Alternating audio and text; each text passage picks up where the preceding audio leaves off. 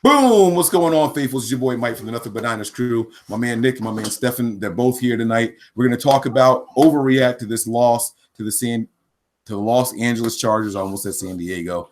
But before we get down to the nitty gritty, I want to thank you guys for watching here on YouTube. If this is your first time here, make sure you guys hit that like and subscribe button, okay? You know, I always say this in the very beginning, but if it's your first time here, odds are you're not watching when I'm saying this. You're probably going to find it throughout the duration of the show. So I got to drop that line there later on. Anyway, guys, make sure you check out the website, www.nothingbutniners.com. There you're going to be led to all of our different articles that we have, a slew of good writers giving you guys excellent quality content. All right, so make sure you check that out. You're also going to see our different social media pages. We have Nothing But Nine ERS. That is our Snapchat and Twitter handles. You can also find us on Nothing But Niners, spelled all the way out, with spaces in between the words, on Instagram as well as on Instagram and Facebook. So you guys make sure you check all of those out. We are here to overreact to the game. This is going to be a short one. This is going to be a sweet one because I am personally in a really good mood following this loss. This isn't going to be one of those I told you so games. There's plenty of things that we can point fingers at and be upset about. And I'm upset about a couple of things, but there's a reason that none of us picked the 49ers to win this game. Well, at least I know I didn't pick us to win this game. So, Stefan picked us to win the game. Okay, Stefan. Okay, holding true to what he said in his article there. So we're going to get down to the nitty gritty. Guys, you can give me a follow on Twitter. My handle is 49ers Mike _NF. If you guys want to give Nick a follow, his handle is 49ers 49er Faithful 365. No S. 49er Faithful 365. And Stefan is at JAV _97. Did I get that right? It's JAV 95 _. Oh, JAV 95 _ I was this close. I almost had it. I almost nailed it. But that's all right, guys. Just like the 49ers, I was this close to getting it. I was this close. And that's what we're here to talk about. So, guys, I'm going to open up the floor to you guys. Let's go to Stefan, and we're going to go to Nick. Your thoughts, man. The 49ers lose by 2 interceptions by CJ Beathard, 3 touchdowns by CJ Beathard. Run game was abysmal, didn't show up at all. Defense was abysmal. Yeah, we were right there in it. Other than the pick 6 from the defense, we didn't get much help. So, Stefan, your thoughts overall on what we saw tonight from the 49ers? Yeah, I probably need a day or two to finally feel somewhat good about this game because I know there were some positives, and CJ Beathard especially showed that he can be a capable quarterback, which goes a long way. But other than that, there was so many things that just made me upset or that just went against the 49ers that I first, I think, have to like grind it a little bit and then start getting to the positives.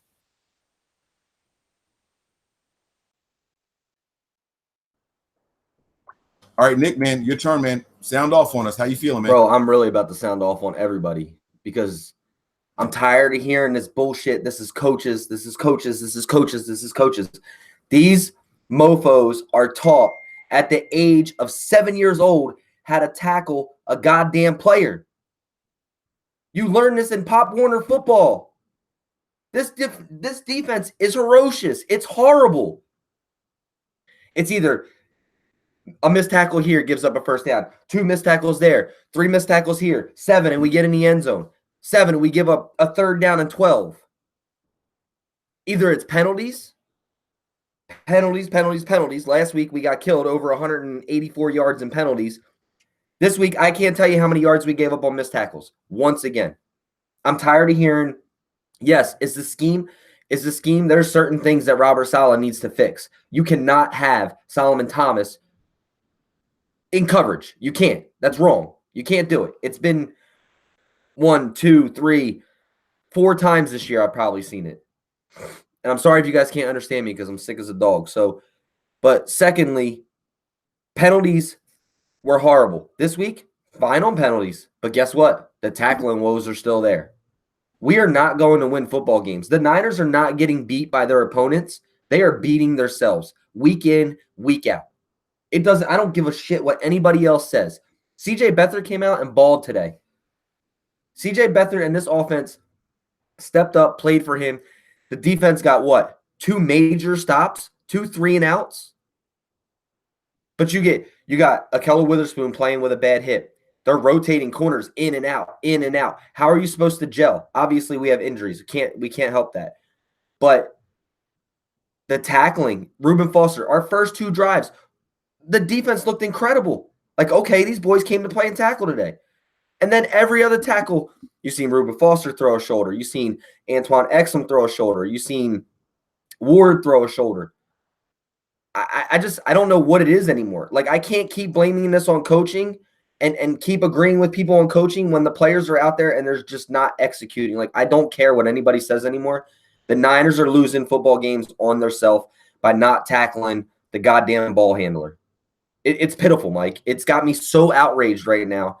You teach at a young age to wrap up and tackle. Like, I don't know what it is. Everybody else in the NFL is doing it. I can't blame it on the penalties or the roughing the passers or tackling with your head anymore. I can't do it. It's horrible.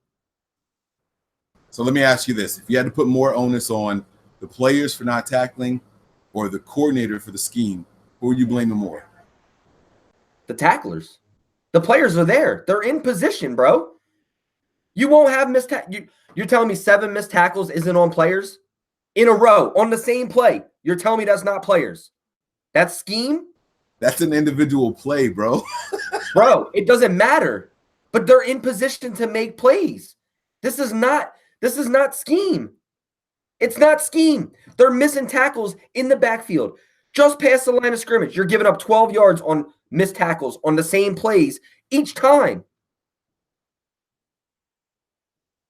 Nick, how many missed tackles resulted in points today for the Chargers? All of them. None. What do you mean none? What do you mean? You're wrong, Mike. You're wrong. What do you mean none? It continues drives. It continues drives, which they get points. Not a single scoring play involved missed tackles on it. There were players just flat out wide open. That's scheme, bro. So wait, hold on. You're telling me that none of the missed tackles today ended up with points for San Diego. That's what you're telling me. I'm telling you that none of the missed tackles today resulted in points for San Diego. Yes. Bro, they put up 29 points. We missed tackles the entire game. How did they not end up with points? We let drives keep going. We gave up 3 third downs on missed tackles that kept drives going that they scored. How is that not missed tackles on a drive? Yeah, Nick, I think he's on the. He's saying on a physical play, like last week when we didn't tackle somebody. On the single scoring plays, like on the touchdown to Antonio Gates, I think that was not because of missed tackles. But I disagree with Mike there because it's not necessarily the scheme. As you said, usually over the course of the game, the 49ers are in pretty good position to make plays. But they just don't. They miss tackles. They get untimely penalties. It's crazy how many individual mistakes continue opponents' drives. And this was against the Chiefs. This was against the Lions. This was against the Vikings in week 1. And this week was no different. I mean, in the beginning, the tackling looked much improved. And even throughout the game, there was better tackling all around, but it was still not good. It declined over the course of the game, and it got back to what it was the past few weeks. And I disagree, and I'm mad as hell about the missed tackles.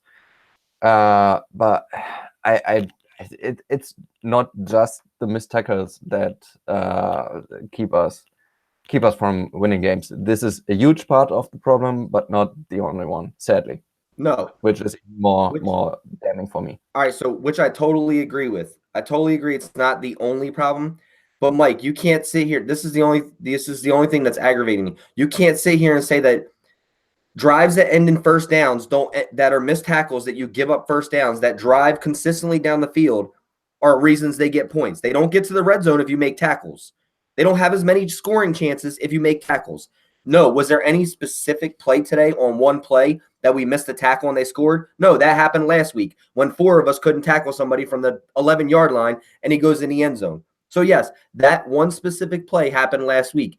This week, they all lead up to a scoring drive. All of them. So this week, you're me from last week, and I'm you from this week. Because last week, this was my argument. Last week, you were ready to crucify Robert Saleh, and I said, bro, the scheme can work. No, I didn't.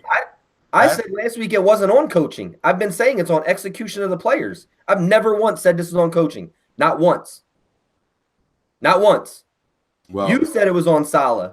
You said it was on coaching. I've never once said this is coaching. The players are out there executing. They need to fucking make the plays. Well, technically, those bad tackling habits are on coaching, but this is nitpicking because even if you take out all the missed tackles, there are still sometimes where I just think Robert Saleh doesn't really know what he's doing because, as you alluded to earlier, the amount of times we see defensive linemen, especially interior defensive linemen in coverage,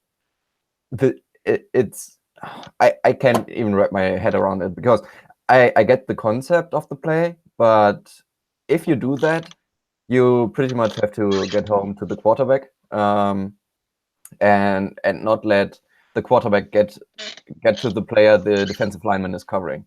Because if you let them do that, you'll see what happened to Solomon Thomas today. He got maybe targeted 3 times in coverage and let all the receptions happen.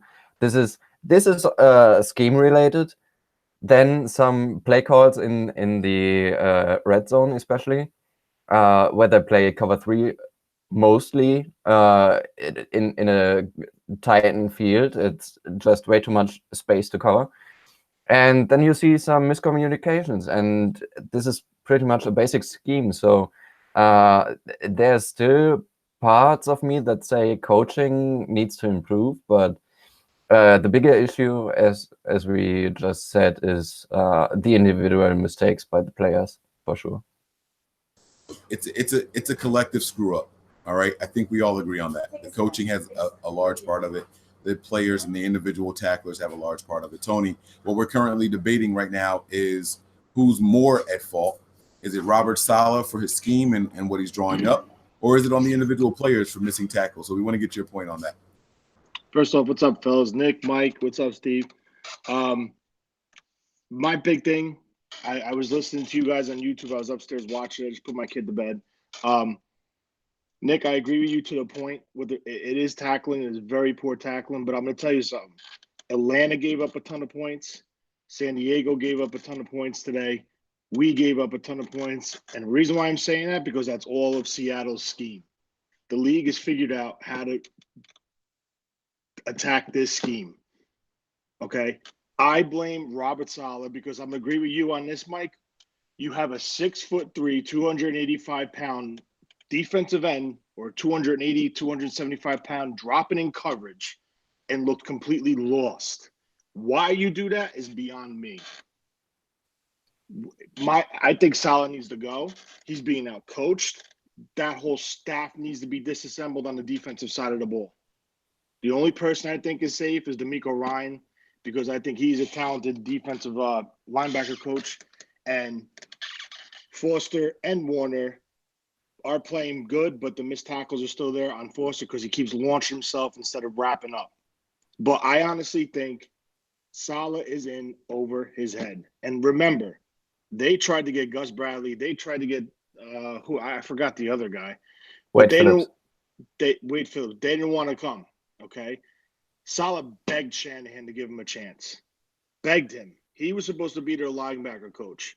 And honestly, if you look at what McVay's doing in Los Angeles, McVay focuses on the offense, and that's it. Phillips focuses on the defense. You need a senior defensive coordinator with a young offensive-minded coach. You need someone to just focus on that side of the ball. But overall, the tackling sucks, and it does relate to coaching, and the scheme sucks. That's just my opinion on it. How many points did the Jacksonville Jaguars let up today? I think only like 16. I'm not 100% sure. I shut it off when the Jets had 16. They had like 20-something. I don't know. I shut it off. All right, so guys, listen.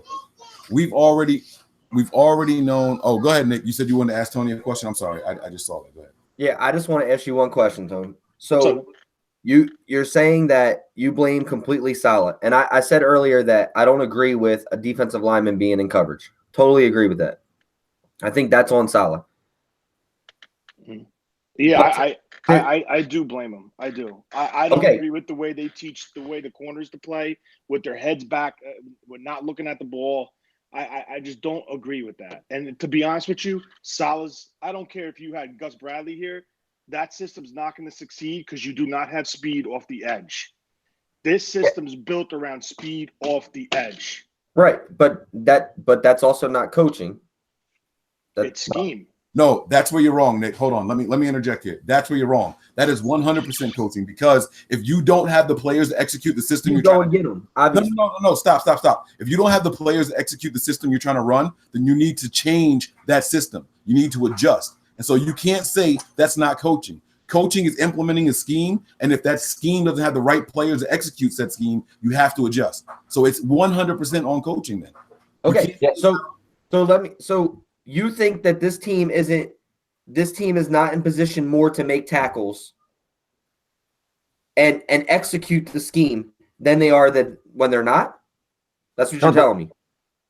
The problem is, Nick, this scheme is pretty much sound. This is where I disagree with Tony a little bit, because this scheme, we've seen it work, and we've seen it work over an extended period of time, and we see it work right now in Jacksonville.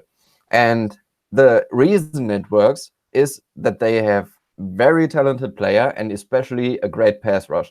You need you need a great pass rush for this scheme to really work, because otherwise you just get picked apart. Problem is, first, if you want to run the scheme, you need the front office to get the players for said scheme. Second part is, this is where I agree with you, Nick. You need to get the right players for the scheme. But this is also where I agree with Mike. If you don't have the players, don't run the scheme.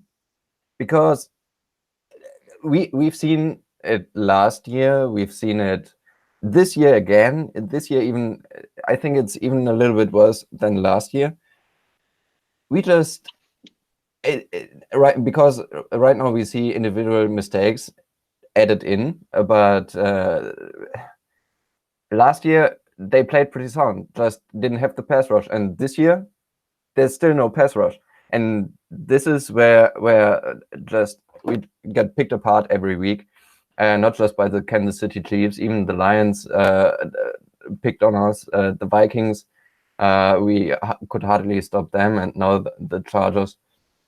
This scheme can work, but we need different players for it, or otherwise we need a different scheme. Well, and I agree. I think you need different players, or you need more execution from the players that are on the field.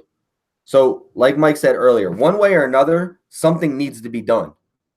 Whether it's last week, Mike was saying, well, if this player's not doing it, put somebody else in. This week, Maben came in, was playing great. Then he rotates out with Akello again. I don't know if that's just because of injury. Dookie Ward was on the field. Then Maben come in for Ward. Then Maben and Akello are out there. But I agree with Mike. Last week he said, if your players aren't getting it done, force the hand on them to get it done, put somebody else in position. Well, the people that we have in position, they're lacking execution. I mean, I agree that I'm talking. Okay, so let me take this back a little bit, and then we'll be done with this whole topic. When I talk about coaching, I'm talking about teaching. I don't blame it on teaching. I think these coaches are teaching these players what to do and their lack of executing on what they're supposed to do. Now, if you want to go coaching and scheme, I can agree that it's coaching, because players aren't in – we don't have the players. Like, we're lacking an edge rusher. We're lacking, putting fucking Solomon Thomas – sorry, I keep forgetting not to curse. Solomon Thomas in coverage. Like, yes, if you're going coaching for scheme, it's definitely coaching. If you're going coaching for teaching and not teaching players how to play this position, I wouldn't say that, because I can teach somebody how to do something doesn't mean they're going to do that. They have to do that as a player. So either way, we need to learn how to tackle one way or another, whether it's getting rid of Saleh, whether it's getting rid of players. We need to execute defensively, or we're not going to win any football games. Our offense can keep us in games. Our defense can't. So they punted today 4 times, right? Of those 4 times that they punted, the reason that it happened was because those were the 4 drives we got pressure on Phillip Rivers. We started the game with the pick 6. Immediately after that, we were blitzing Reuben Foster, and that forced him into punting. Then later in the game, the 1 sack that we got all game was when DeForest Buckner wasn't even on the field, but we got a pass rush. Okay, in order for this scheme to be successful, you have to get the quarterback to throw the ball quickly. All right, because if you allow plays to develop, there's holes all over the secondary. And a veteran quarterback like Phillip Rivers is going to pick us apart every single time.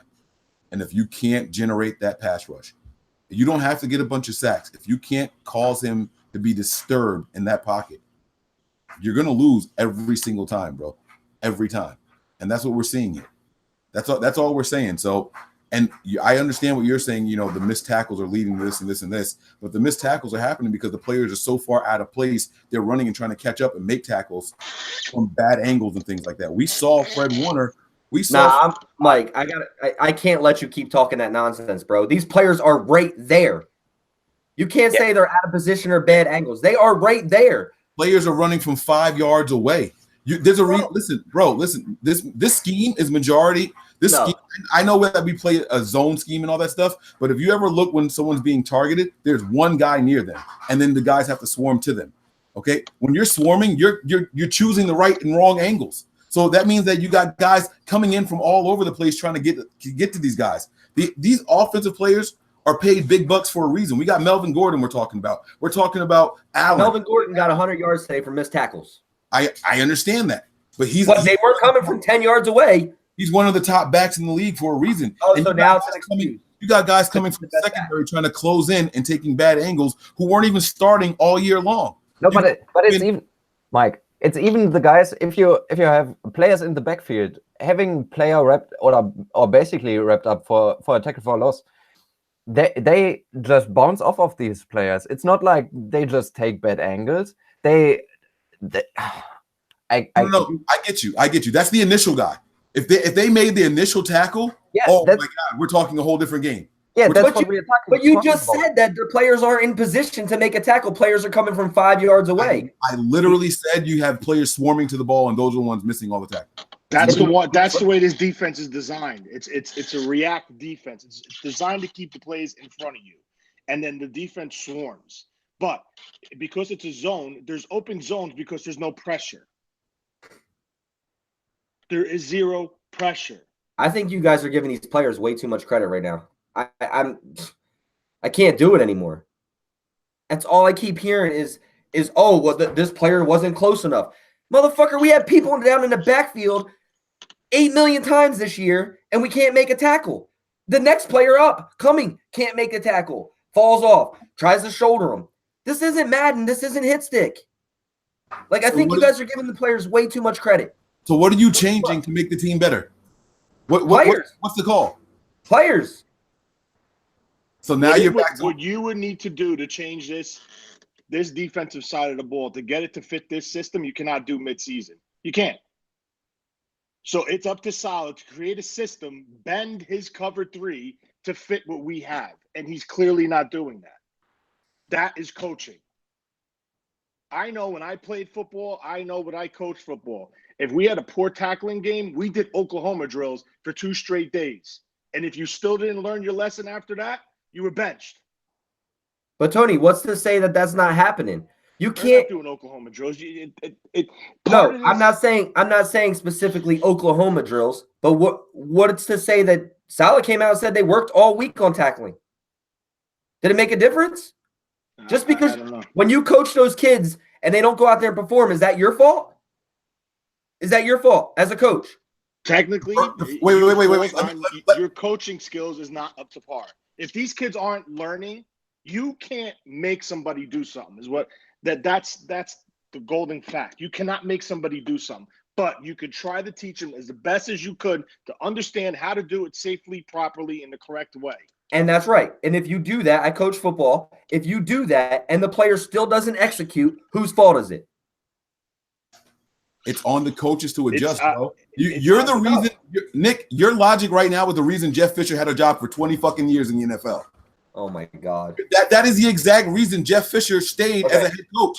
Yo, it's Robert Saleh. It's Robert Saleh. Our players can't tackle worth of shit, but it's Robert Saleh because he's not coaching right. You can't keep making excuses for the players. Jeff Fisher took that team to 7-9, and then Sean McVay came in right away with the same offense, the same players, and took them to what, 11, 12 wins? That's not him. You can look at the 49ers. Look at what Singletary did with that team. What were we, 5-10? He didn't even get to a 16th game. We were 5-10, and then here comes not Shanahan. Here comes Harbaugh, and we win 13 games with almost the same roster. You can't keep making excuses. At one game, all right, that's the players. We're going to coach up the players. 2 games, hopefully you see some progress. 3 games, this is the 4th game, bro. We are a quarter way through the season, and you're still making the same excuse as week 1. The coach has got to do something different, bro. And if the coach is going to do something different, the coach got to go. All serious, all bullshitting aside. Listen, serious. If Vic Fangio decided to come to San Francisco and coach with Shanahan, do you think this defense would be performing this way? Yes, I would. No way. Yes, they would. Fangio would not put up with it. Fangio would not deal with it.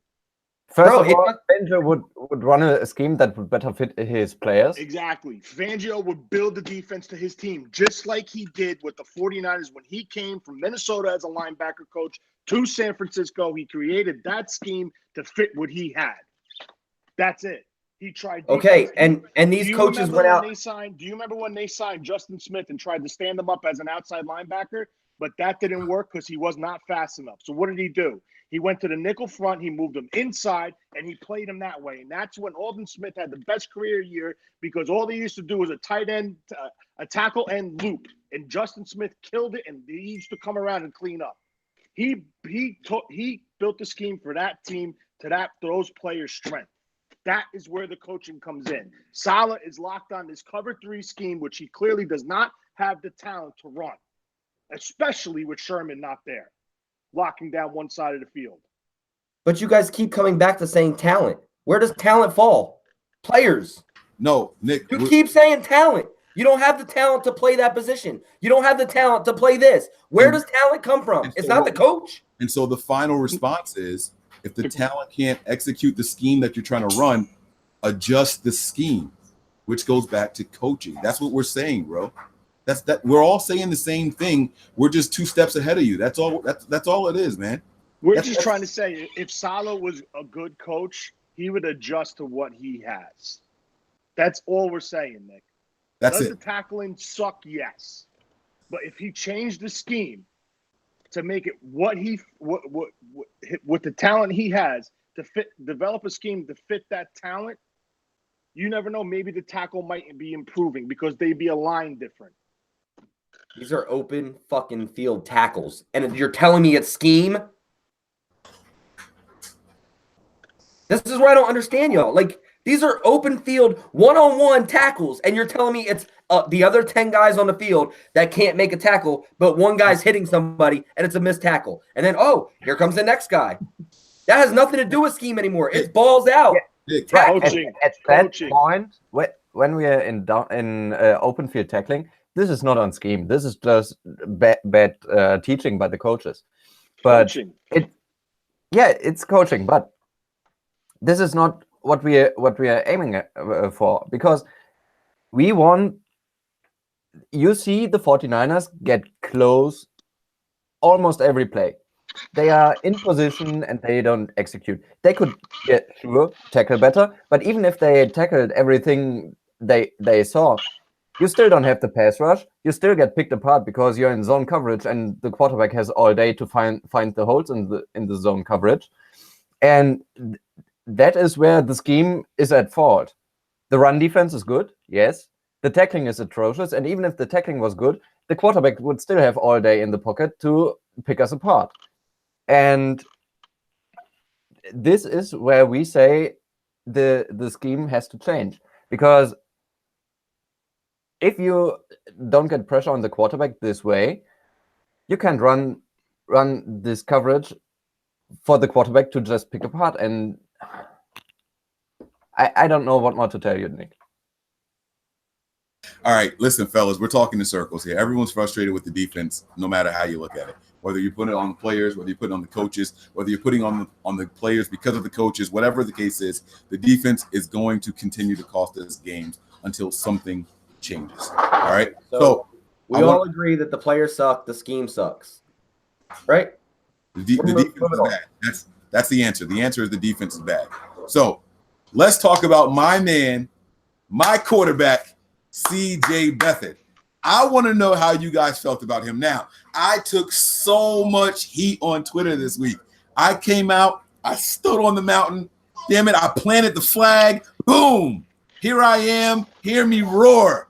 I said CJ Beathard is not going to be so much worse than what Jimmy Garoppolo was this season. And all he has to do is be a game manager for us to be competitive, including the bad tackling that Nick hates, including the scheme and Robert Saleh that I'm starting to hate. We were still in this game, guys. We were there. We didn't attack offensively the way that I thought we should, and we still had a chance to win this game. I want to get your guys' thoughts on CJ Beathard, and if what you saw today changes your outlook on what you had on the rest of the season immediately after Jimmy Garoppolo went down. So in order to do this in a way that the people who are viewing this understand, I want you guys to tell us, as soon as Jimmy went down, your thoughts. Oh, my God, the season's over. We're going to win 2 games, whatever your thoughts were. And then I want you guys to tell us, based off of what I saw today, my initial thought was right, wrong, whatever. So let's go to Nick first, and then we'll go to Stefan. And if Tony is back, we'll go to Tony. Yeah, go to the hothead first today. I got you. All right. So my first reactions on our Overreaction show were, shit, we're done. You know what I mean?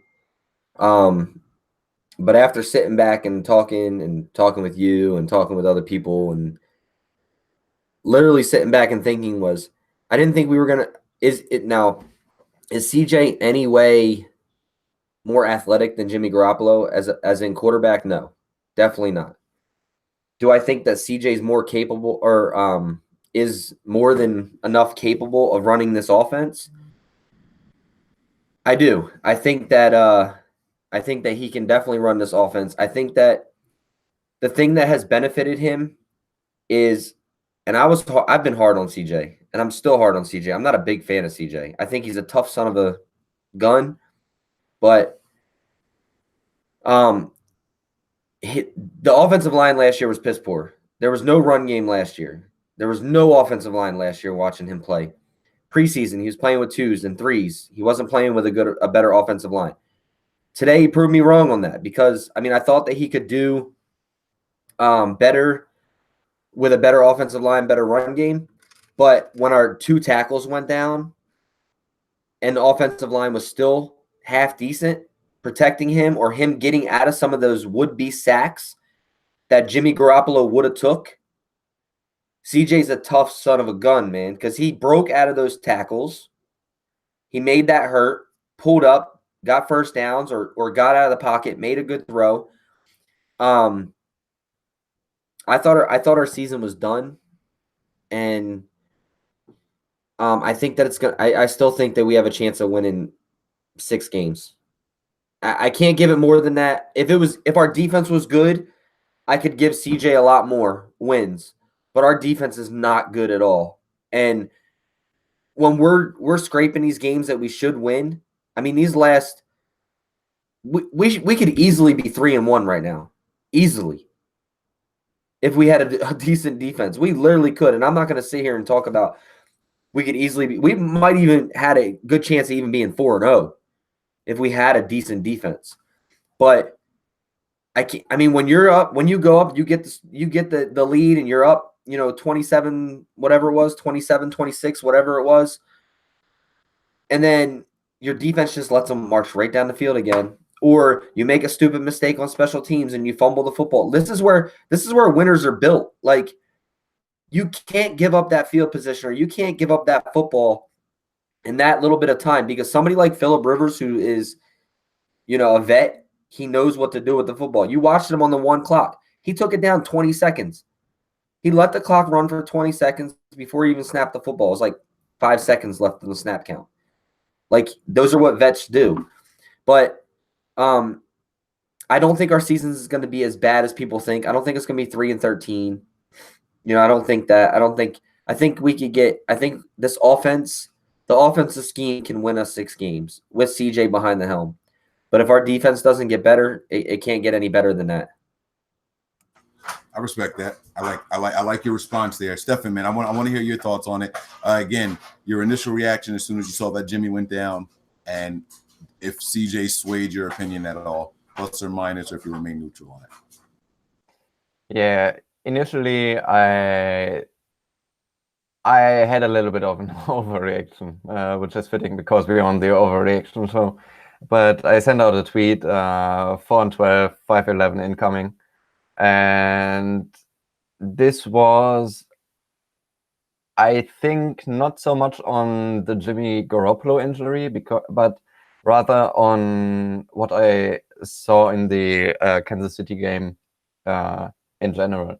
Because I saw a defense that just wasn't fit to play in the NFL. And it just got shredded. I mean, basically every defense got shredded by the Chiefs, but we got especially it was a bloodbath. And this is where my season prediction goes down a little bit, because I think before the season I had the expectation that the defense would be better, and added or paired that with Jimmy Garoppolo finally in a full season for us. I had us going 9-7 because this was still a young and inexperienced team.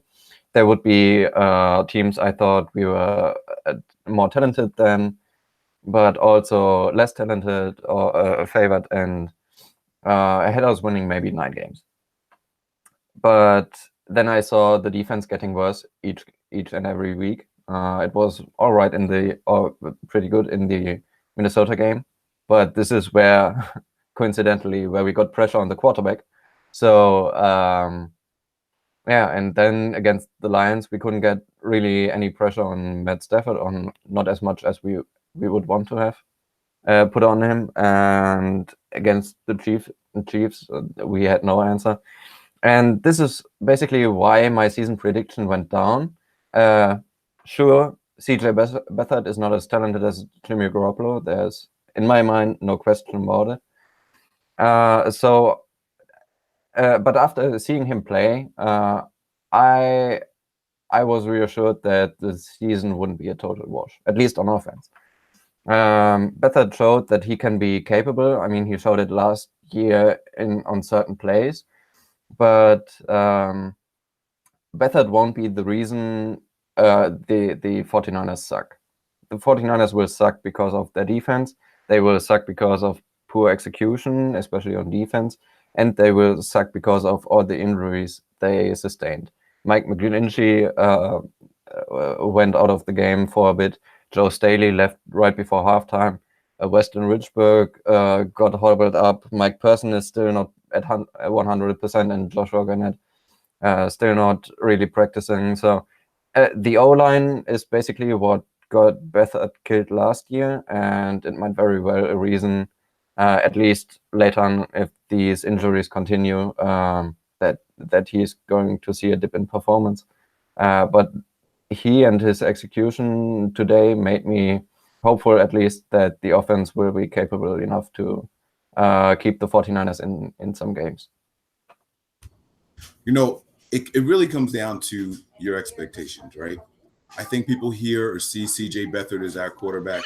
Oh, you know what? Tony's back. Tony, I'm going to give it to you first. I didn't know that you were back. So, again, the question is, when you saw Jimmy go down, what was your immediate reaction? And did CJ Beathard change your mind today with his play? The floor is yours, bro. When I saw Jimmy go down, I was like, oh, shit. Like, you know, this is it. There's a curse on his team, blah.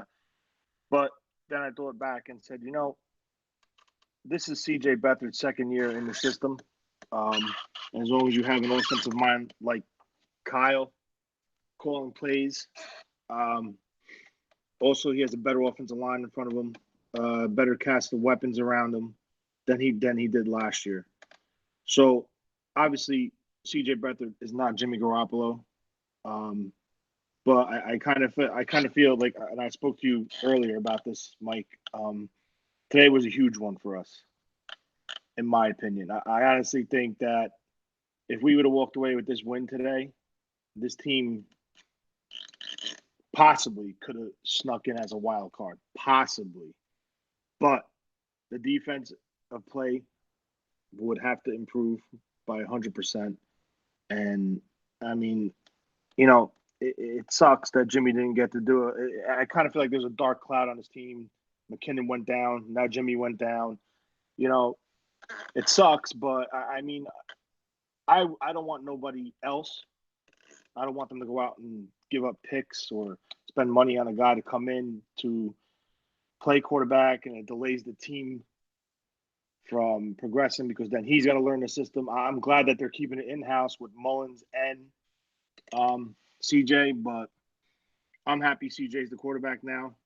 If it was Nick Mullins, I'd be a little bit worried, but going forward, you know, today was a tough one. I think if they would have won, they would have chip on a little more confidence under their belt going forward. And, you know, it's tough.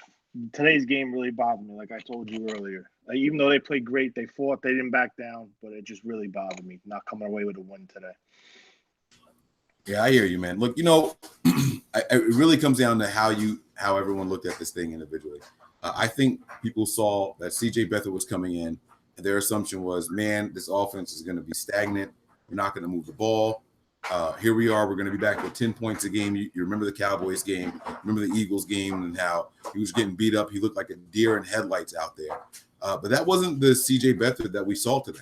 We saw someone with a little bit more confidence, a little bit more decisive. He was willing to run quicker than what he was last year. And I can honestly say that CJ Beathard is not the reason that we lost the game today. I think that a lot of fans were thinking and were of the impression that without Jimmy Garoppolo, we can't be competitive. There's no need to even watch 49er football games. Chalk them all up as a loss, right? Like, and not just that we're going to lose, it's going to be one-sided, not worth our time watching, right? But what I saw today was a quarterback who was confident in his ability. He started the first drive with a lot of jitters. You can tell, you can see it right away that he wasn't quite comfortable yet. But that first drive went 3 and out. He came back in, and then boom, we started marching down the field. Later in that game, we had a 21-play drive. I don't know the last time I saw the 49ers have a 21-play drive. I am not kidding. I'm not making this up. I have no idea the last time I've seen that. I can't figure out how to get 21 plays on one drive. It was 1993. 93.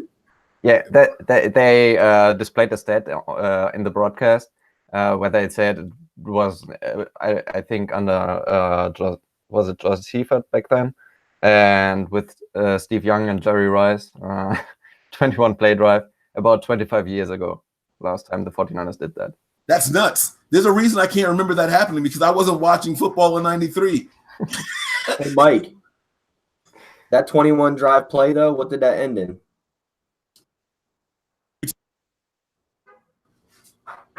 Huh? I said, you tell me. What was it? A field goal. So if you watch the keys to victory, I said we need to keep the ball. We need to move the ball, run time off the clock, and end with points. I said points are a premium. So we're not going to get in the end zone every time we get down in the red zone. I said we need to march down the field, take time off the clock, eat up the clock, and then result with points, not turnovers. Well, that's exactly what they did on that drive. Yeah, but why shouldn't we end with a touchdown? All right, you that's not what I'm talking about right now.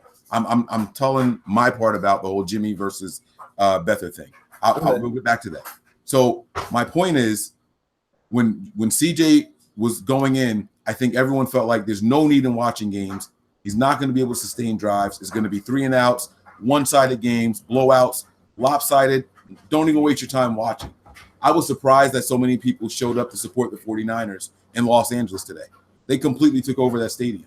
And I think that what we saw was that we may not win games, but we're going to be competitive.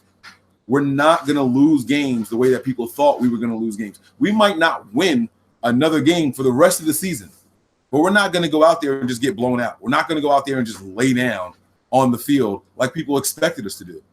And to me, that was encouraging. To me, that lets the offense know, you know what? I might not be feeling 100%, but if CJ is going to be out there giving it his all, damn it, I can go out there and give it my all also. I think those are the kind of things that inspire players. I can't tell you if it's going to inspire the defense or not. That I can't tell you. But I know that that offense is going to try to tough it out. And this happened on a day where, like Stefan was saying, we lost Joe Staley for the rest of the game. You know, McGlinchey took some nicks. The center, Weston Richburg, took some nicks. Breida went down at one point. We lost a wide receiver. Breida went down. There were a ton of injuries, and this team just continued to fight. The team continued to push forward. And look, you can call it Shanahan. You can just say that they're football players going out there just trying to do their jobs, you know, but this team showed a lot of grit. They showed a lot of tenacity. They showed a lot of heart. And I am looking forward to what, good one. So I see the message in there. Goodwin took a nick also. You know what I mean? These are guys. This is a team that I am looking forward to watching with no expectations of wins, but a fun, competitive football game for the rest of the season for most of the games that are left over. Now, Nick, I know you wanted to talk about red zone deficiencies and efficiencies. So what's your take on that? I mean, the red zone deficiencies are still there. I mean, there was a couple times today where, you know, I put it on Kyle Shanahan, you know, even at the end of the game. Like, I think he should have ran the ball more on the last drive. And I know we talked about this before. But to run that clock down, you know, not put all that pressure on CJ dropping back, you know, on the play where he got hit. But Dan in chat even said he said the same thing about the field goal. He said, you know, what did that play end up in as well? And then, you know, we know it ended up in 3. This defense, the way this defense plays, we should be scoring 7. Like, we can't be happy with 3. I mean, we're happy with 3 points because obviously we get points. But I've just seen this, the red zone deficiency is so bad. Like, I see guys dropping, you know, and I mean, I don't know if I could go talent for Kansas City, but I mean, look what they did to us. They had 5 red zone appearances last weekend, be in the first half, and they scored on all 5. Like, that's what we shouldn't be happy with field goals. On a 21-play drive with no penalties, this team will march up and down the field all day long with no penalties. They will do that. Kyle Shanahan's offense will do that. But we just can't, for some odd reason, we just can't put it in the end zone. I don't know if it's lack of talent, if it's the lack of play calling, the aggressiveness of play calling, or what. I just don't understand it. I'm completely clueless and speechless as to why we can run the ball, not specifically run the ball, but we can move the ball in between the 20s like there's no tomorrow. But as soon as we get into that crunch 20 inside that red zone and we crunch down, what the hell is that, Tony? It just threw me off there. But when we get into the 20, what is our problem? Why are we not scoring in the red zone? Like, does anybody have, obviously you don't have an answer, but do you have an opinion as to why we stop? Anybody? Stefan? Come again? Do you have an opinion as to why we can move the ball from our 10-yard line all the way to our 20 without a problem, but we get into a crunched area in the red zone and we can't score? We go 3 and out and get a field goal. Yeah, you basically said it. It's a crunched area. It's less space to work with, and you need better execution down there. You need players to be able to get free in beat coverage, and you need to have an O-line that doesn't make any mistakes holding calls, and you need a quarterback that doesn't take sacks. This was basically the issue with Jimmy Garoppolo, I think, was it the Vikings game or the Lions game? I'm confusing them, where he had consecutive sacks taken, basically shoving him back 8 yards each. Those are just plays that can't happen in the red zone, and for whatever reason, the 49ers execution especially is worse in the red zone. I don't know if it's jitters, maybe, that this is pressure on them to execute. I'm just guessing here. Sometimes, if you have a whole field to work with, this is not on. I mean, Kyle Shanahan, it's not like he's calling the wrong plays, or that the plays he calls doesn't get his people in a good position to score. But this is each and every time there's just a penalty the 49ers get. It's a false start. It's a holding penalty. It's even sometimes they just have bad luck. They score that touchdown against the Chiefs, and they get called for offensive pass interference by Kyle Juszczyk. So for some reason, the 49ers, just like the Chargers with injuries, the 49ers seem a little bit cursed in the red zone. And this is an accumulation of a lot of things, not just play calling is still good. It's just execution, not making mistakes. Yeah, that's basically it. It's less space to work with, and maybe the 49ers just need to practice that more. That the players get a grip on how to work within the red zone. Hey, Stefan, I'm going to ask you a question or look up something if you can. Can you tell me what the NFL's average is for red zone efficiency? Yeah, give me a second. All right. So while you're looking that up, look, it's just how it is in the NFL. All teams struggle to score down there. It's not a gimme because you get inside the 20. It tightens up. There's less grounds to cover. You can use the sidelines a lot more, not just left and right, but also behind you. It's just the way of the NFL, you know. The Kansas City Chiefs had one of the worst defenses for the last 4 seasons between the 20s. But there's a reason that they tighten up, and people credited them for holding teams to field goals. That defense was horrible. But when there's less of a field to cover, it's just a lot easier for defenses to do. Now, that's usually with, like I said, decent defenses, but the 49ers don't have one of those. And so that's what you end up looking at.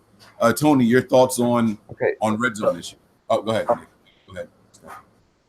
ahead. Yeah, I just got the. Wait, where? How can I? There. I just put up the red zone efficiency. Let me pull it up from 2017. That should get us a better look.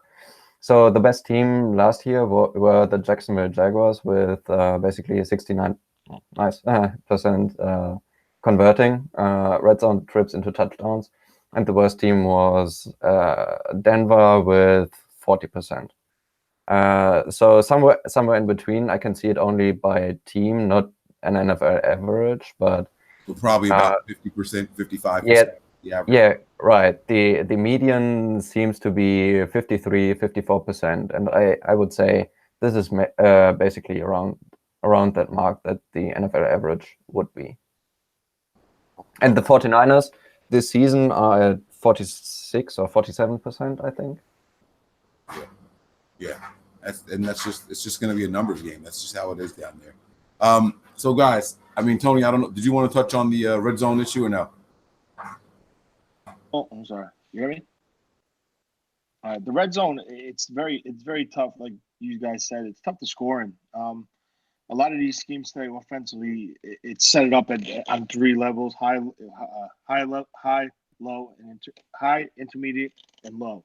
When you're in the red zone, you're playing with 30 yards. When you enter the red zone, you're playing with 30 yards worth of field. So unless you're the Dallas Cowboys in the 90s with 300 pounds across the line, they were so successful in the red zone by just plowing in front of you and just running the ball into the end zone. When it comes to passing, you're restricted. That's why it's either a lot of quick hitting stuff, or it's a run game, or it's like a special design of a play, like you saw with Kansas City with the pass interference, like I think Stefan said. But it's tough. It's tough to score in the red zone. I mean, clearly today we had an opportunity, but Stonehand Saleh screwed that up. And, it's tough. Like you said, there's a reason that you see a lot of trick plays down there. There was a play earlier today before the Niners game came on where two quarterbacks were standing back to take the snap. They sent one man in motion one way, another man in motion the other way. Then they snapped the ball. It was like a reverse and all. I don't remember what team it was. It was early in the. It was earlier in the day. It was one of the 1 o'clock games. But whose team is Chase Daniels on? Saints. Is he on? No, wasn't he on the Bears? Yes, it was the Bears because that was Mitchell Trubisky's 4th or 5th touchdown pass where they were standing side by side. They faked the guy in motion, and Mitch tossed the ball overhand, and it counted as a passing touchdown. You're absolutely right. It was the Bears. But that's why you see guys get creative and start doing things like that down in that space because it's confined and it's just not the same. It's not the same playing ground. So until the Niners can execute on offense regularly, you're probably not going to see things like that where they're getting comfortable enough to try special plays like that. So listen, guys, this has been a lot of fun. I'm not saying that we got to wrap this thing up, but I do want to get some closing thoughts on you guys, man. Your mood on the team overall and moving forward. How you feeling? Are you discouraged? Are you encouraged? Are you still the same? Like, I mean, what's up? We're obviously down on the offense. I think down on the defense. I think everybody in here was pleasantly surprised with the play of CJ Beathard today. Is that fair to say? Yeah. Pleasantly surprised. I see Stefan shaking his head. Nick, pleasantly surprised with CJ Beathard today. Yeah. Tony, what about you? Yeah.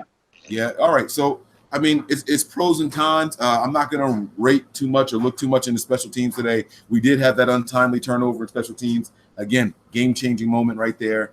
The pass off of Saleh's shoulder, game-changing play right there. I mean, there was a bunch of things. That one run that freaking Ingram had where he broke mad tackles and tiptoed down the sideline, and that was just nuck and futz. I mean, it was so much crazy stuff that happened that if one of those plays don't happen the way they did, the 49ers could have won this game. So I think the one play that really did him in, besides the Saleh interception, was the when they ran that reverse at the mesh point and Armstead hit Gordon, and then the other guy ran around it, and that's when the block in the back that happened. There was no call. That killed him. Bro, Exum literally got pushed in to make the tackle. Yeah. Like literally hit from behind, and there was like no penalty on it. Yeah. They even said it, like Shanahan was flipping out on the sideline. The announcers even said that was a clear block in the back, and they didn't call it. I mean, it's part of this season. The officiating is horrible. It's horrible, and it's inconsistent. And it's ruining the game, to be honest with you. Yeah, you got two types of officiating this year. It's either too many calls or not enough calls. This officiating crew threw a total of like 9 flags all day today, and they were missing blatantly obvious stuff. There was a punt return that Keller Witherspoon got shoved 4 yards forward in the back, no flag on it at all. Like you see him flying into this. Usually refs don't even see that, but when they see a guy go flying like that and the ball carrier is somewhere else, they throw a flag just to say, like, someone had to have pushed him. That wouldn't have happened the way it did. None of that was happening today. So, I want to get you guys' overall thoughts on the team going forward, how you're feeling, positive, negative, or are you in the middle? I mean, are you encouraged, discouraged? Let us know how it is. We're going to go with Tony, Stefan, and then Nick. I was very happy today with the way the offense picked up. I mean, we clearly could have had a bomb today, just with like a 3-point field goal. Total offense, 100 passing yards. But I mean, CJ Beathard really stepped up. He stood in the pocket strong, got his throws off. I mean, I think he came to play today. He was more comfortable in the system in his second year, more weapons around him, like I said before. The only thing that really I questioned was maybe Kyle. A little knock against Kyle was the 2 challenges within I think it was the same quarter. He did 2 challenges and left them with 1 timeout going into the fourth quarter. The defense is the defense. It's continuously outcoached. The only thing going forward, I mean, this is off the topic of the game today.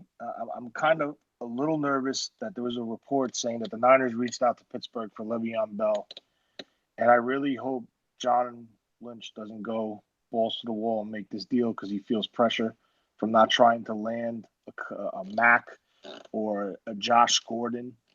I hope he sticks to his quote-unquote plan of drafting and developing players, because I really don't think this team – I mean, listen, Le'Veon Bell's a great player, and he will improve the run game. But when you have Breida running the way he is, and I think he's probably now the second leading rusher in the league after today.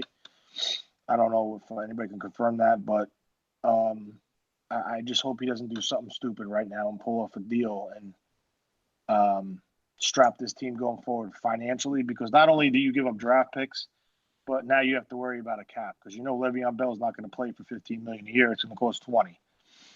So now you're going to have two players over $20+ million, and you still have yet to address your main need as a pass rusher.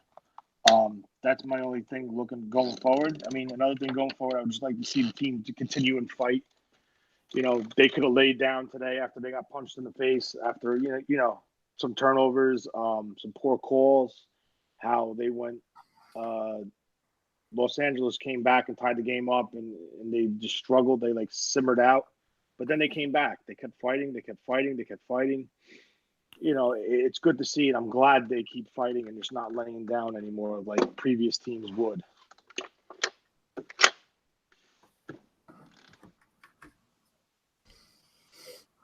Stefan, you're up, bro. Yeah, I kind of agree with Tony here, because the offense really showed today that they might not be a unit that terrifies defensive coordinators, but it's a unit good enough to keep the 49ers in games. And the 49ers should feel confident in CJ Beathard. They should feel confident in their ability to string together drives.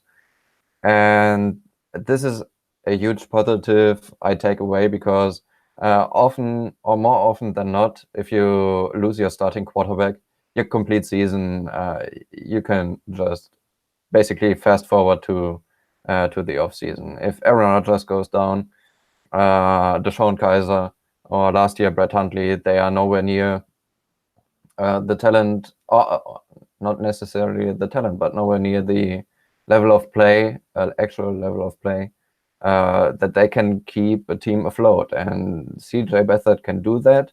And this is one positive I'm taking away from this game. However, the defense seemingly every week gets worse. I'm glad I saw tackling improved over the course of the first half, especially early on. So I think the coaches at least try. It's not like they are not trying and giving up and tanking. They try. They just, I don't know what has to be done that these players finally get to execute. Maybe they just need more time. Maybe we just need better players. Maybe we need better coaching. I don't know.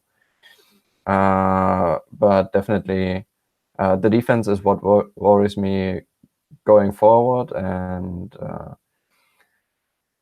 the talent is, it's not like this is an untalented group of players. I mean, we have 3 first-round picks in Armstead, Thomas, and Buckner up front. We have a first-round pick in Jimmy Ward. We have a second-round pick in Jaquiski Tartt. We have Richard Sherman.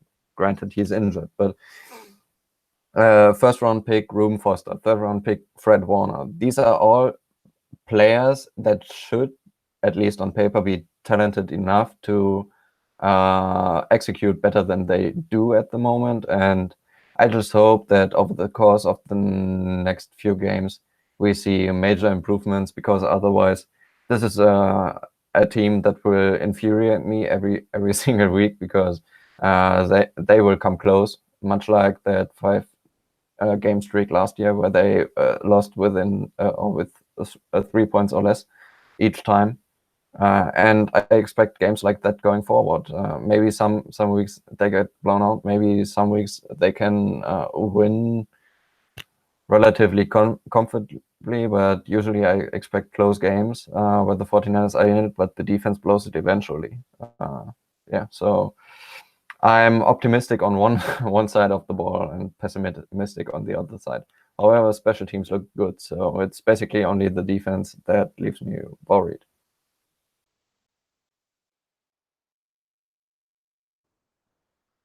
Nick, man, floor is yours, man. Overall thoughts on everything. How you feeling, bro? Oh, man.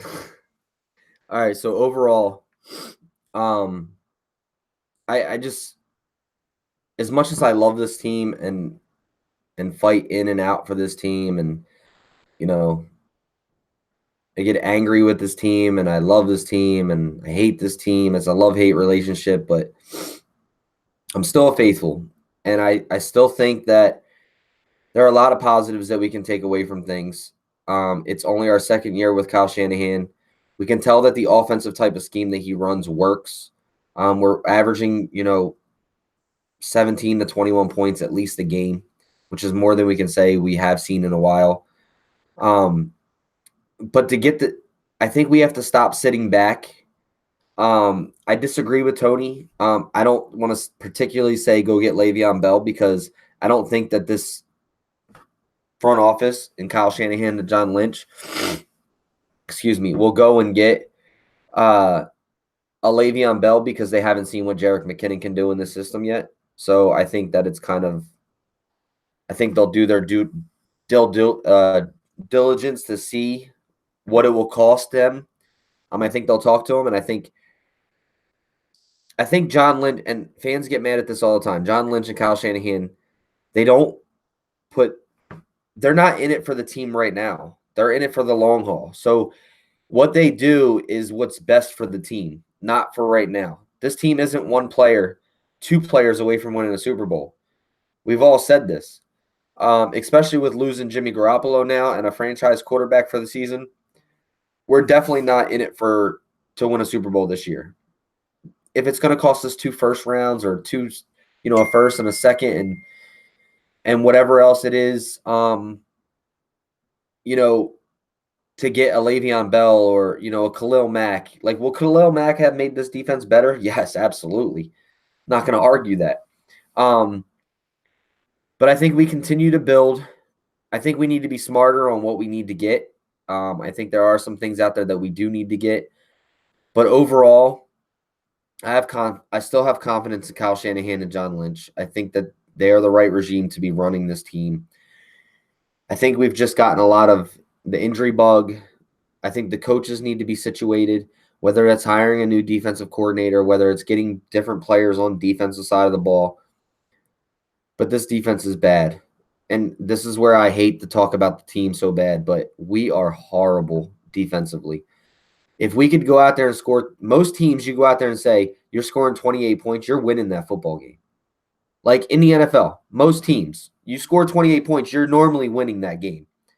But when you're going at it, like the Atlanta and Cincinnati game today, they both have horrible defenses. It's 28-28, 35-35, whatever it is, 31-31.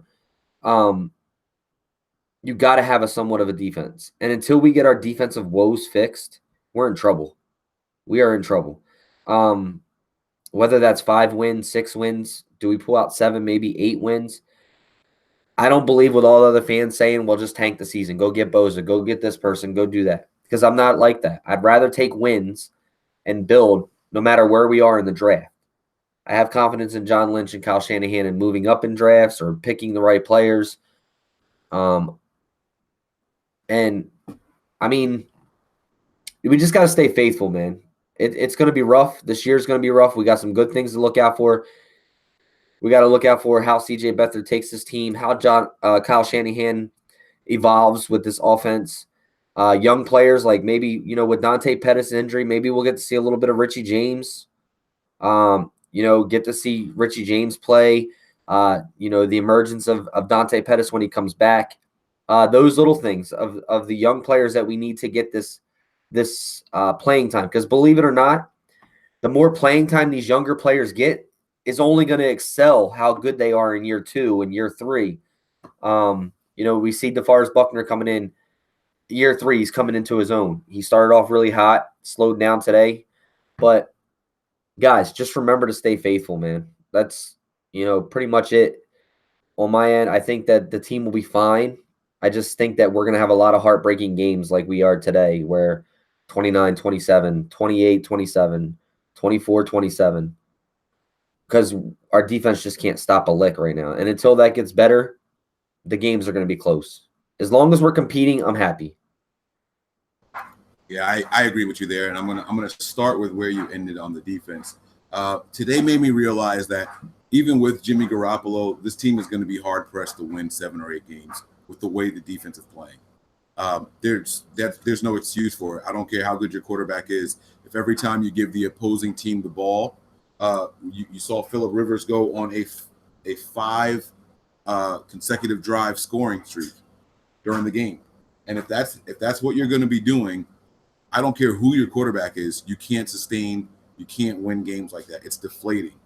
So even with Jimmy in there, that was going to be the situation. Aaron Rodgers. With the exception of Aaron Rodgers and maybe a Drew Brees. Those guys like shootouts. They live for those moments. But we don't have those kind of players here. We don't have that kind of veteran quarterback leadership and that elite status guy, even with Jimmy here. So if the defense is going to continue to play the way it is, we weren't going to win a lot of games anyway. A lot of people are going to have to adjust what they thought their season records were going to be. But here's the best thing that I thought about today was a Shanahan quote, and here's why I think it was encouraging. It's pretty much that he didn't have to adjust the offense because Jimmy Garoppolo went down. He didn't have to shorten the playbook or anything like that. He said that he actually had to make more of an adjustment because of McKinnon going down than he did with Jimmy going down. And that tells me that he has confidence in CJ Beathard to execute any play that he decides to call. He just called the game the way that he wanted to today. Now, I don't agree with it. I wish we ran the ball a little bit more today. You have guys who were in here and just not being utilized. You came into the game with the leading rusher, and yes, he was only getting, anywhere. How are you turning so quickly? What are you pressing? He was only getting anywhere from 10 to 15 carries a game in Matt Breida, but today he only got 9 carries. It seemed like we abandoned the run game when we didn't need to. This game was never so one-sided that we just needed to stop running the ball. But I have to disagree a little bit with you there, because if you look at the runs the 49ers did, they were mostly for loss or for minimal gain. So the running game, yes, there were 2 or 3 runs, I think, by Breida there were some, I think, two running plays by Breida that were for 10 yards or something like that. But the other ones, they just got stuffed. They couldn't block, especially with Staley out. They only could run to one side of the line because Gary Gilliam can't do anything as offensive lineman. As soon as Staley went down, they ran one to his side for a gain of 7. And I was surprised that they ran it to the left side, because I was like, why are you going that way? Gilliam's over there. But yeah, there was a long of 12 yards for Breida today. There was a long of 8 yards today for Alfred Morris. Yeah. And these guys both finished the game averaging over 3.5 yards a carry.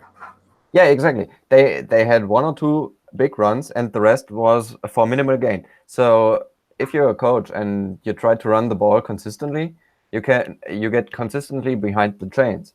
Because if you start running the ball or run the ball on any given down, you will just gain 2 yards. That's not what you need. At least 4 yards to stay ahead of the chains. Because that's the 4 yard per carry average doesn't come from anywhere. And even with passing the ball, even if it's just a check down to the running back, it's usually the same amount of yards you can get there. So if the run game isn't working, you have to run by passing, basically. And you still have to pass more to open up the run game. And that, I think Shanahan tried that, but it didn't quite work because it was a lot of short passing plays called. That's why it didn't work. There was nothing in the field. Yeah, but they had some throws down the field. The one to George Kittle that was with Derwin James coming underneath, the incompletion. Then some other 10 to 15 yard passes over the middle of the field. There were some passes that technically should have opened the running game, but didn't. And so I don't fault Shanahan too much for not running the ball there. Yeah, but my point is that the game was never so far out of hand that we needed to abandon the run. That's what my point was. And so I do wish that Shanahan had a different approach to the game overall. But that's neither here nor there. Overall, I was encouraged by the offense. I was discouraged by the defense. They proved to us that what we saw the first couple of weeks wasn't an anomaly. You know, there's times where we'll watch a game and we'll say to ourselves, tackling can't be that bad all season long. Guys, we're in for a long season of bad tackling. You know, it is going to be that bad all season long. We watch and we say, you know, at some point they're going to get to the quarterback. You heard Robert Saleh previously talk about, you know, if we just keep getting there, eventually we'll finish. The pressures will turn into sacks. Guys, the pressures are not going to turn into sacks with this game. That was one of the better jokes we heard all year. Yeah, it's not going to happen. So with that being said, overall, I'm encouraged by the offense. It's good to see that this offensive scheme, I should say, with Shanahan at the helm, isn't going to take a lot of major step backs. We lost a lot of pieces between this week and last week, and the offense was still decent. We finished the game with 26 points. We gave up the ball 27 to 29, right? Yeah. We finished the game with 27 points. We had a turnover right there in the goal line again. We had another untimely turnover where we were in field goal range already. So this offense is a 30-plus point offense if we can execute, even with all the injuries. I'm excited, man. It's something that I'm excited to see. It might not happen this year for us, but it's going to be good if we can keep people healthy. We got to get the strength and conditioning coach upgraded, get a different regimen for these guys or something. But whatever he's doing, Ray Wright, he's got to make some changes. With our defensive coordinator and Robert Saleh, whether you like him and his scheme, like I said, I see plays where it should work if they can tackle right. But if he's not going to get these guys to tackle right, then they have to make some changes. And then to Tony's point, I'm going to say this and then we'll be wrapping this thing up.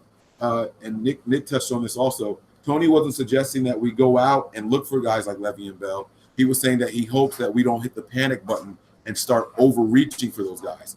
We should have went there and talked to we should have broke the bank for someone like Khalil Mack. But are you eating my hat? No. We should have broke the bank for a guy like Khalil Mack. But don't panic when you have the second leading rusher in the NFL already on your roster and overreach for a guy like Le'Veon Bell. I think that's what Tony's point was. Continue to build through the draft. Continue to develop your own players, and that's how you build a successful team. That's really how you do it. You look at guys with sustained success, teams with sustained success, and they pick up one or two free agents a season. You know, look at the Packers. You look at the Steelers. They homegrown their guys all the time. You look at the Patriots. They get one or two big acquisitions a season, but that's really it. The teams that are consistently good are the teams that do it through their own system, their farming system, so to speak. And that's what we have to continue to do. I'm encouraged overall, guys. The defense is horrible. It's going to remain horrible unless we see some very, very serious changes.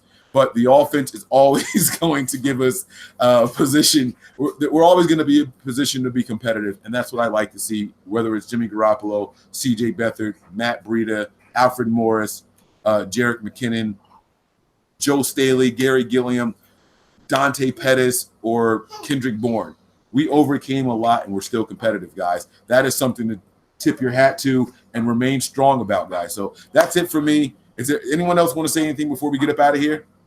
You forgot about my boy Matt Breida. What was that? You forgot about my boy Matt Breida. What do you mean? Oh, with him going down? No, like when you were, just saying, like, Yeah. he's something to look forward to, man. Yeah, we absolutely do, man. This offense is only going to get better with time. It really, really is. If the defense can just give us a half a glimmer of hope, this team is going to be dangerous for years to come, guys. I promise you that. This might not be the right scheme for us. We don't know, but time will tell. All right, guys? So we're going to get up out of here. You guys know the motto over here. Check out the website, www.nothingbutniners.com. Give us a follow on our social media handles, JAV95_. Did I get it right? Yep. Yeah, you did. Boom. 49er Faithful 365. No S in there. Yeah. 49ers Mike_NF. The whole team page is nothing but 9 ERS. All of those are our Twitter handles, www.nothingbutniners.com. Hit that subscribe button, hit the like button, hit that little notification button so you guys know when we are going live. Prepare for glory, anticipate pain, but always remain faithful. We're out of here, guys. Peace.